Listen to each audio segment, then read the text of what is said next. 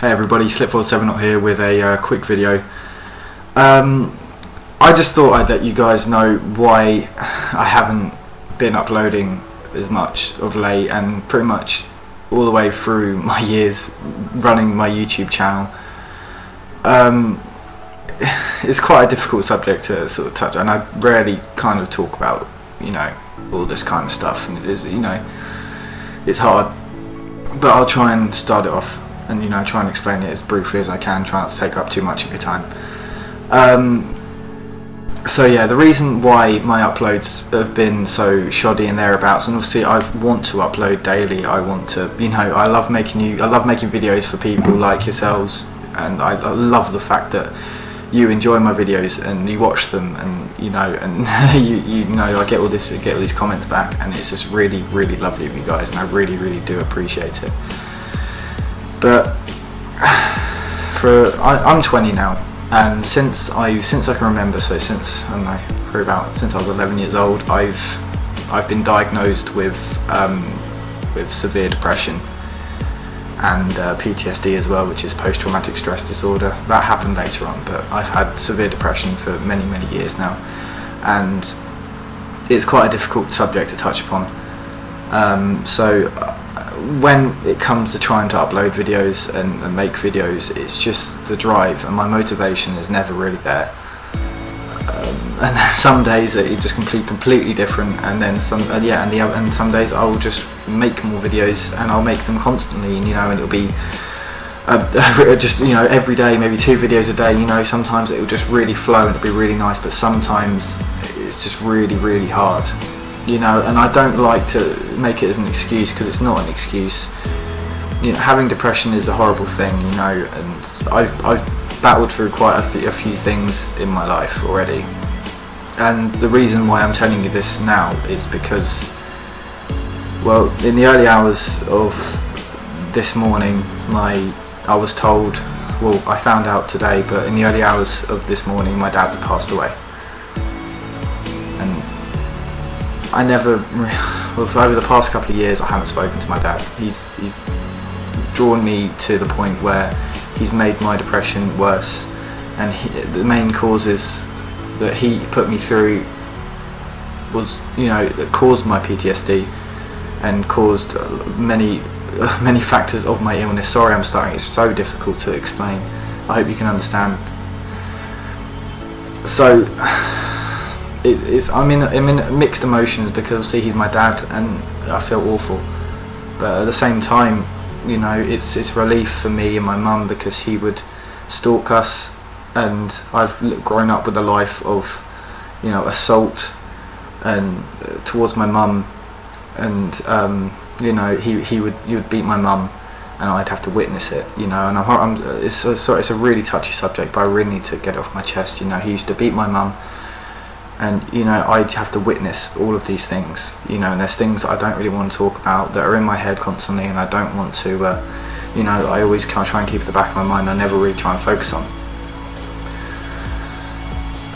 And if you didn't know, I lived in France for 6 years. I moved there when I was about 9 years old and came back when I was about 14, 15.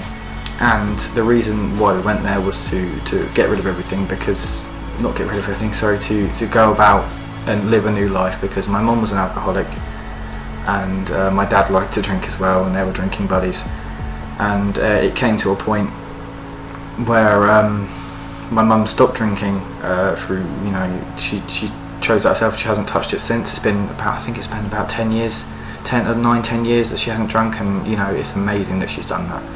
But as soon as my mum stopped, my dad started becoming worse, and he'd start drinking more and more, threats, abuse and violence would happen. And so, long story short, we moved back to France. We moved back to England because my dad threatened to kill me and my mum. And we had a gun that we used to use, and he threatened to kill us with it. He said, "You shouldn't go to sleep tonight because you won't wake up." And that scared me and my mum, because I'd seen what he'd done before to her, and what he's put us both through, and it scared me, you know, and it scared my mum. So we ran away. We ran away from France and came back to England. My mum made the decision to take him back. And then a year later, it all started again. You know, the drinking. He was drinking in secret, and he was still hitting her. You know, and you know, I'd have to see all this, and I was old enough now. I could act. I tried to act on it. I tried to jump on his back. I tried to get him off her.